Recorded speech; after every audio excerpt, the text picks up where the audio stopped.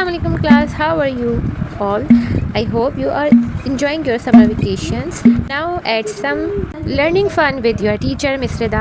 So let's start. So our first question is write a detailed note on blood vessels and blood. यानी आपको blood vessels पर और blood पर note लिखना है जो कि आपको मिल जाएगा अपने टेक्स्ट बुक की पेज 27 एंड 28 पर। इसी डिटेल को यूज़ करते हुए आपने एक डिटेल नोट बनाना है। यानी 1 पेज आपको रजिस्टर का जो होता है वो आप ब्लड वेजल्स के बारे में बता दें और एक ब्लड के बारे में बता दें। अपनी बुक से आपने हेल्प लेना है, बुक को रीड करना है। आप AI से भी ले सकते हैं हेल्प, ChatGPT से भी ले सकते हैं, लेकिन आपको अपने क्लास के लेवल के हिसाब से सम अप करना मुश्किल हो जाएगा। इसलिए मैं आपको बेहतर मशवरा यही दूंगी, एडवाइस मेरा यही होगा कि आप बुक को कंसीडर करें और बुक से देख के बना लें। क्वेश्चन 2 हमारे पास है write down the difference between aerobic and anaerobic respiration. यानी जो रिस्पायरेशन टॉपिक मैंने आपको पढ़ाया था उसकी टाइप्स पढ़ाई थी, एरोबिक एंड एनारोबिक। तो एरोबिक रिस्पायरेशन वो होती है जो ऑक्सीजन की मौजूदगी में होती है और एनारोबिक जो ऑक्सीजन की एब्सेंस में होती है। ये टॉपिक आपको मिल जाएगा बुक के पेज नंबर 23 पर ये टॉपिक, और इसके बारे में आपने लिख देना है। हाफ ऑफ द पेज इसका आंसर हो जाएगा। आप इस पर जो इस तरह से ये बॉक्स में लिखा हुआ है, जो एक बॉक्स वाली पिक्चर जो बनी हुई है, ये भी बना सकते हैं। Now our third question is how heart function. यानी हमारा जो हार्ट है वो कैसे काम करता है। ये भी आपको बुक के पेज नंबर 26 पर टॉपिक मिल जाएगा और आप इसको ईज़िली पढ़कर इसका फंक्शन लिख सकते हैं। ख्याल रखिएगा स्ट्रक्चर नहीं करना, फंक्शन करना है, यानी जो काम करता है वो करना है। क्वेश्चन हमारा है कि what is an alveoli, draw diagram and internal structure. यानी एल्वुलाई के बारे में बताना है कि वो होता क्या है, उसकी डायग्राम बनानी है और डायग्राम यानी जो इसका इंटरनल स्ट्रक्चर है वो बताना है। ये भी आपको बुक के पेज नंबर 22 पर अवेलेबल होगा। जितने भी क्वेश्चंस आपको दिए जा रहे हैं उसके आंसर्स आपने या तो 1 पेज के बराबर करने हैं रजिस्टर के, और या तो फिर हाफ़, और बहुत ज़्यादा 1.5, इससे ज़्यादा एक्सीड आपने आंसर नहीं करना। और बुक में जो इन्फॉर्मेशन दी गई है, बुक के पेजेस जो आपको किए गए हैं उसी से हेल्प लेके आपने करना है। और अगर आप ChatGPT से करना चाहते हो तो उतनी ही वर्ड्स की इन्फॉर्मेशन होनी चाहिए जितनी कि बुक में अवेलेबल है, इससे ज़्यादा एक्सीड नहीं करनी।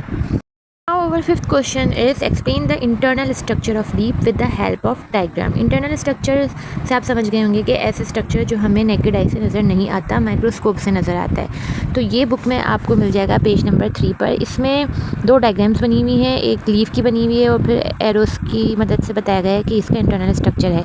तो इंटरनल स्ट्रक्चर आपको लिखना है, सिर्फ इंटरनल स्ट्रक्चर। तो ये आपको मिल जाएगा तकरीबन लास्ट 4th लाइन। अब अगर आप देखेंगे, if you look at a thin slice of a leaf through powerful microscope. तो यहाँ से अगर आप पढ़ना शुरू करेंगे तो वैक्सी क्यूटिकल्स, यानी आप हेडिंग डालेंगे इंटरनल स्ट्रक्चर ऑफ लीफ की और फिर वैक्सी क्यूटिकल से स्टार्ट करते हुए पेज नंबर 4 पे आएंगे तो वहाँ पर स्पंजी मेसोफिल के बाद, मतलब स्पंजी मेसोफिल की जो हेडिंग है उसमें जो लिखा हुआ है सेंटेंस, वहाँ तक आपने इसको करना है। Now question 6 is differentiate between photosynthesis and respiration. यानी आपको फोटोसिंथेसिस और रिस्पायरेशन के बीच में फ़र्क बताना है, डिफरेंस बताना है, और ये भी आपको अवेलेबल होगा बुक के टेक्स्ट बुक के पेज नंबर 10 पर। क्वेश्चन भी आप बुक में फाइंड कर लीजिएगा और अगर आपको नहीं मिलती तो आप इसको ChatGPT से देख लीजिएगा। Now 7 in the last question, explain electronic configuration in detail and write the electronic configuration of phosphorus, oxygen and argon। अच्छा, ये चैप्टर आपने पढ़ा भी नहीं है, ये चैप्टर 4 है स्ट्रक्चर ऑफ एन एटम, और ये थोड़ा ट्रिकी है, आपको ये टॉपिक थोड़ा डिटेल में समझाना पड़ेगा। हम हेल्प लेंगे बुक से, बुक के पेज नंबर 51 से। ओके क्लास, हम यहाँ पर थोड़ी सी हेल्प ले सकते हैं कि an element is a substance that is made up of only 1 kind of atom. यानी कोई भी एलिमेंट आप ले लें, जैसे कि कार्बन है, मरकरी है, आयरन है, कॉपर है, वो एक ही किस्म के एटम से मिलकर बना हुआ होगा। ऐसा नहीं है कि कार्बन है तो उसमें मरकरी का भी एटम आ रहा है, आयरन का भी आ रहा है, ऐसा नहीं है। हाँ, इन दोनों के दरमियान अगर रिएक्शन होता है तो उसमें फिर वो एक अलग चीज़ है।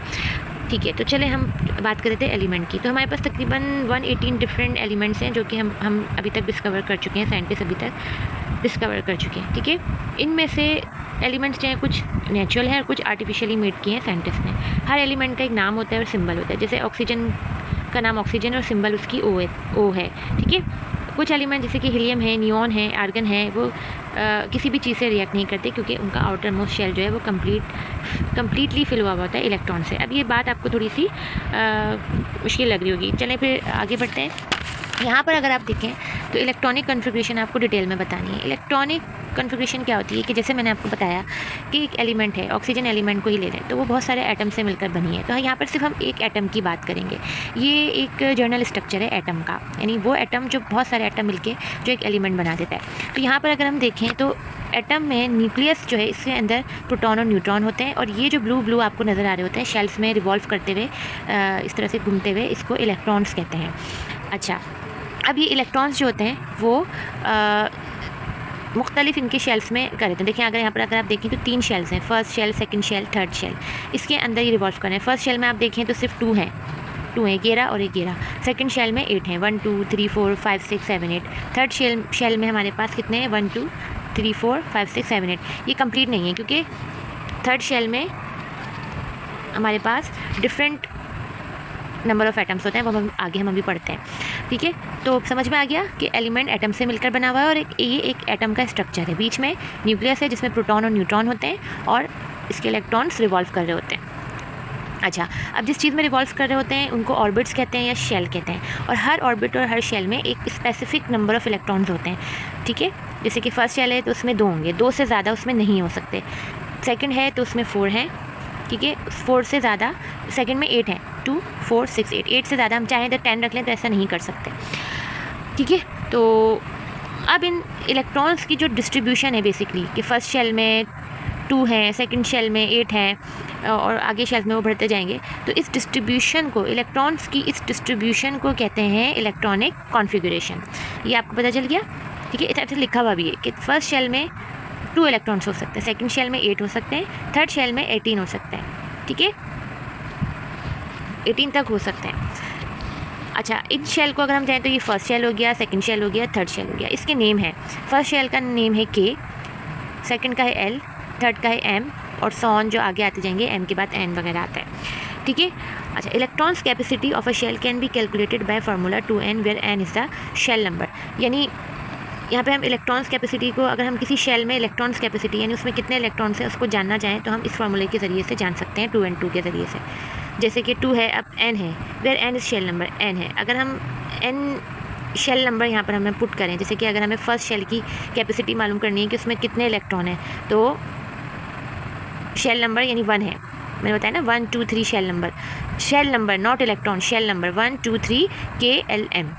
ठीक है, ये नंबर हो गए, ये इसके नेम हो गए शेल के। तो के में कितने 1, हमने यहाँ पर 1 लिखा, और इसको ब्रैकेट में जब हम इसको 1 से 1 मल्टीप्लाई करेंगे तो 1 1 जा, इस तरह से 2 आ जाएगा, तो 2 1, ये देखें यहाँ पर, ये ना 1 इस तरह से आ गया, और यहाँ पर 2 की हमारे पास शेल नंबर आ गया कि हमारे पास के में कितने, के का नंबर क्या है, शेल का नेम क्या है, उसमें कितने इलेक्ट्रॉन आ सकते हैं, 2। इसी तरह सेकंड L शेल है। ठीक है, शेल का नंबर क्या है, 2, यहाँ पे 2 लिखा हुआ है, तो 2 को 2 से मल्टीप्लाई करेंगे 4, और 4 को 2 से मल्टीप्लाई करेंगे 8। इसके बाद M में नंबर ऑफ़ शेल कितना है, ये 3 है, थर्ड नंबर पे है, सही है, तो 3 यहाँ पे लिख दिया। ठीक है, और 3 3 ज़ा 9, 9 3 ज़ा 3 3 ज़ा 3 1 ज़ा 3 3 2 ज़ा 6 3 3 ज़ा 9, 9 हो गया, और 9 2 ज़ा 18, ये आ गया। उसके बाद 4, नंबर ऑफ़ 4 जो n है, इसमें हमने 4 4 ज़ा 16, और 16 2 ज़ा 32। ठीक है, यहाँ पर 3 3 ज़ा 9 है, तो 9 को 2 से मल्टीप्लाई करेंगे 18, और यहाँ पर 4 4 ज़ा 16, 16 को 2 से मल्टीप्लाई करेंगे तो 32। तो इस तरह से शेल नंबर निकल आते हैं by the help of shell name and shell number, इस फार्मूले को लगा के। आई होप आपको समझ में आ गया होगा। इसके बाद थोड़ी इन्फॉर्मेशन हम ये दे रहे हैं कि K is the inner most shell which can take a maximum of 2 electrons. ये वही बता रहे हैं कि इनर मोस्ट शेल यानी पहला शेल K है, उसमें 2 इलेक्ट्रॉन्स हैं, उसके बाद L है, वो 8 इलेक्ट्रॉन्स होल्ड कर सकता है, M है जो कि 18 इलेक्ट्रॉन्स कर सकता है। ठीक है, अब यहाँ पर बता रहे हैं कि अगर हम सोडियम एटम अगर हम देखें, सोडियम एलिमेंट का नाम है, उसकी सिंबल है Na। ठीक है, तो इसमें पहले शेल में 2 हैं, दूसरे में 8 है, और तीसरे में 1 है। अब आपको यहाँ चीज़ कंफ्यूज करी हुई कि मिस तो कह रही है कि 16 होते हैं तो 1 क्यों आ रहा है, तो मैं ये कहना चाह रही हूँ कि 16 होते हैं, हो सकते हैं, 16 से ज़्यादा नहीं हो सकते, फिर वो नेक्स्ट शेल में जाएंगे। तो 1 तो 16 से कम है ना, तो 1 तो होंगे। अब हम sodium total number of atoms देखते हैं कि सोडियम में कितने हैं हमारे पास, 11 protons, 11 electrons and 12 neutrons. Protons और न्यूट्रॉन्स की कहानियाँ भी छोड़ दें, वो तो यहाँ पर सेंटर में होते हैं। ठीक है, हम बात करते हैं इलेक्ट्रॉन्स। अब इन 11 इलेक्ट्रॉन्स को हमने इन शेल्स में डिवाइड करना है। तो आपको पता है फर्स्ट शेल में 2 ही जाएंगे। ठीक है, ये 2 आ गए। सेकंड शेल 8 को होल्ड कर सकता है, तो 8 और 2 कितने हो गए, 10, बचा 1, तो 1 फिर वो चला जाएगा M शेल में। समझ में आ गई डिस्ट्रीब्यूशन कि 2 में फर्स्ट शेल में 2 आ सकते हैं, सेकंड में 8 आ सकते हैं, थर्ड में 16 आ सकते हैं। अब जितना भी उसके अंदर इलेक्ट्रॉन्स है, हर एलिमेंट के एटम के इलेक्ट्रॉन नंबर चेंज होते हैं। जैसे कि आप यहाँ देख सकते हैं लिथियम के यहाँ पे हाइड्रोजन है, हाइड्रोजन की सिंबल H है और एटॉमिक नंबर 1 है, नंबर ऑफ़ इलेक्ट्रॉन्स 1 है। इसका सिर्फ इलेक्ट्रॉन के नंबर ही 1 है, तो इसके फर्स्ट शेल में 1 चला गया। ये देखिए मैंने बताया ना कि 2 आ सकते हैं फर्स्ट शेल में, लेकिन है ही उसका 1, तो यहाँ पर 1 आएगा। अगर इसके 3 होते अगर, तो यहाँ पर 2 होते और जो 1 बचता है वो फिर नेक्स्ट शेल में मूव हो जाता। तो यहाँ पर मुख्तलिफ एलिमेंट्स किस तरह से बताई गई है, इलेक्ट्रॉनिक कॉन्फ़िगरेशन उन्होंने दिखाई है। यहाँ पर आपने इस तरह से करके आपने जो क्वेश्चन में आपको फॉस्फोरस, ऑक्सीजन और वो दिए गए वो आपको बतानी है। तो ये था आपका एक सपोर्टिंग वीडियो जिसको देखकर आप अपना समर वेकेशन आराम से कर लेंगे। और ये टीचर ने बहुत मेहनत से बनाई है, प्लीज़ इसको केयरफुली देखिएगा, इसको फॉलो कीजिएगा। आपने करना ये है कि रजिस्टर के लूज़ पेजेस आपने लेने हैं, उस पर अपना होमवर्क करना है और उसको अच्छे से कंप्यूटर पेपर से कवर कर देना है बस। और अपनी छुट्टियाँ इंजॉय करते रहिएगा और मुझे दुआओं में याद करते रहिएगा। इजाज़त दीजिए अपनी टीचर मिस्रदा को। अल्लाह हाफ़िज़।